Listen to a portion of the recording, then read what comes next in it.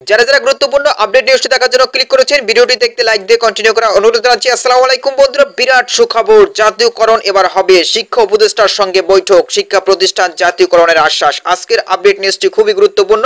আজকের আপডেট নিউজটির মাধ্যমে এই সংক্রান্ত বিস্তারিত তথ্য দেখে নেওয়ার চেষ্টা করব। তাহলে চলুন মূল ভিডিওটি শুরু করা যাক। প্রিয় বন্ধুরা, মূল ভিডিওটি শুরু করার আগে বরাবর মতো ছোট্ট একটি রিকোয়েস্ট থাকবে, আপনি যদি আমাদের এই পরিবারের নতুন দর্শক হয়ে থাকেন, এরকম নতুন নতুন চাকরি রিলেটেড আপডেট নিউজ সবার আগে পেতে আমাদের এই চ্যানেলটি সাবস্ক্রাইব করে রাখুন। প্রিয় বন্ধুরা, গুরুত্বপূর্ণ আপডেট নিউজটি প্রকাশ করা হয়েছে আজাদি ডাক পত্রিকা থেকে। এখানে বলা হয়েছে শিক্ষা উপদেষ্টার সঙ্গে জামাতের বৈঠক, শিক্ষা ব্যবস্থার সংস্কার ও ইসলামীকরণের 4 দফা দাবি।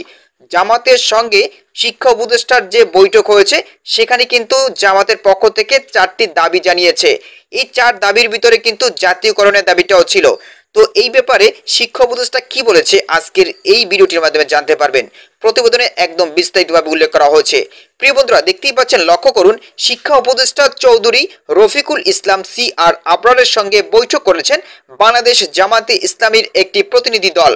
বৈঠকে দেশের শিক্ষা ব্যবস্থার ইসলামীকরণ ও কাঠামোগত সংস্কারের লক্ষ্যে 4 দফা গুরুত্বপূর্ণ দাবি উত্থাপন করেন দলটির নেতারা। প্রতিনিধি দলের নেতৃত্ব দেন জামাতের কেন্দ্রীয় নায়েবে আমির অধ্যাপক মুজিবুর রহমান।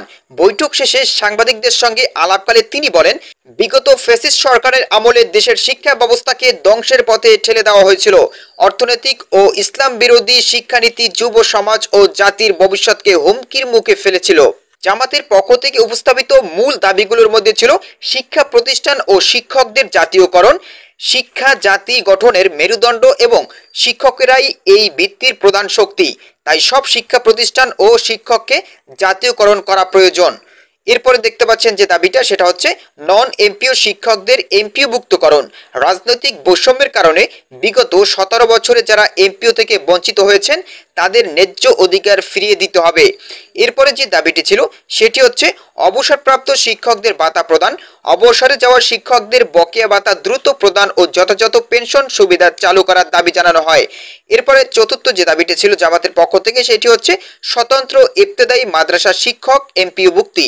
দেশের স্বতন্ত্র ইবতেদায়ী মাদ্রাসাগুলোর শিক্ষকরা দীর্ঘদিন অবহেলিত, তাদের এমপিওভুক্ত করার দাবি তোলা হয় বৈঠকে।